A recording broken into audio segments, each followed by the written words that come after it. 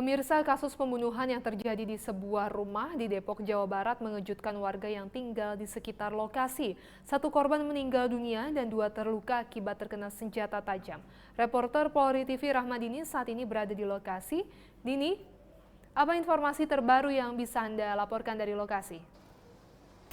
Ya, Ibda Almira, saat ini saya berada di lokasi terjadinya pembunuhan yang menimpa satu keluarga yang terjadi kemarin pada 10 Agustus 2023 di Kampung Sindang Karsa RT 3 RW 8, yaitu Sukamaju Baru Tapos, Cimanggis, Depok. Dan sebelumnya berdasarkan kronologi yang terjadi bahwa saksi yang merupakan pegawai dari pabrik milik ayah pelaku mendengar adanya teriakan dari rumah korban pada pukul 9.30 waktu Indonesia Barat, dan kemudian setelah mendengar teriakan tersebut, saksi dobrak pintu kamar yang merupakan lokasi terdengarnya teriakan. Dan setelah menemukan adanya dua orang yang saat itu luka-luka akibat senjata tajam, langsung melapor ke Babin Kamtipmas. Dan untuk mengetahui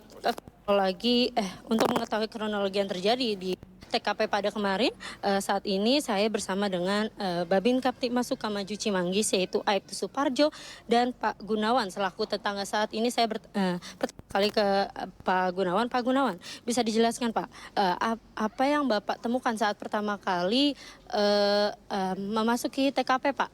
Pada saat saya mendatangi TKP, yang saya temukan, yang saya lihat ada 3 orang di dalam, masih dalam keadaan kurang sadar, gitu, jadi sulit untuk dibicarakan.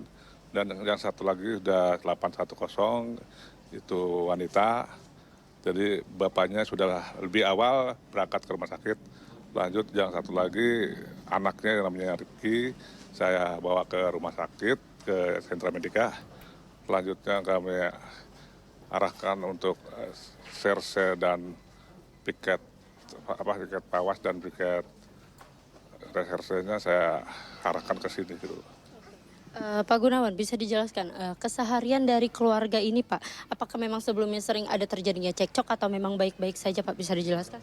Ya, setahu saya, yang saya sebagai tetangga ya, baik-baik aja Pak. Jadi nggak ada masalah, dan itu pun semuanya saya seperti kayak saudara. Jadi pergaulannya tuh ya bercanda sambil rileks aja gitu, enak.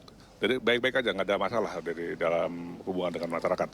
Termasuk dengan anaknya yang merupakan pelaku ini, Pak? Ya, anaknya itu bahkan dia anak baik, cukup baik gitu. Nggak ada masalah dengan tetangga pun nggak ada. Kalau di dalam keluarga kita nggak tahu, karena kan di dalam keluarga kita nggak begitu masuk ke dalam gitu. Jadi dari luar tuh pandangan saya tuh bagus.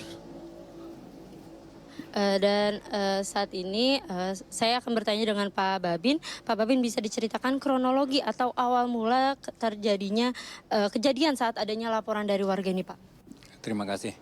Sebenarnya waktu kejadian saya ada di RT 1 RW 8. Dalam hal itu saya juga masih menyelesaikan suatu masalah. Untungnya masalah itu cepat selesai. Selanjutnya saya terima telepon dari Pak Gunawan, saya segera ke sini. Sampai TKP ini udah gimana ya? Udah banyak orang. Akhirnya saya masuk nemuin anaknya itu yang di bawah itu nggak apa ya?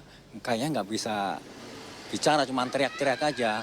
Akhirnya inisiatif sama Pak Gunawan, saya nyari mobil apa aja yang ada yang bisa bisa angkut ke rumah sakit. Setelah sampai rumah sakit nggak lama, Kapolsek, Wakapolsek, Kanit Reskrim datang ke sini. Saya diperintahkan ke rumah sakit untuk PAM yang ada di rumah sakit, jangan sampai terjadi apa-apa. Untuk adanya laporan warga itu pukul berapa, Pak? Jam 9.40 lah. Ya, jam 9.40 saya langsung merapat ke sini. Setelah akhirnya para korban juga dibawa ke rumah sakit, di TKP ini dilakukan apa, Pak?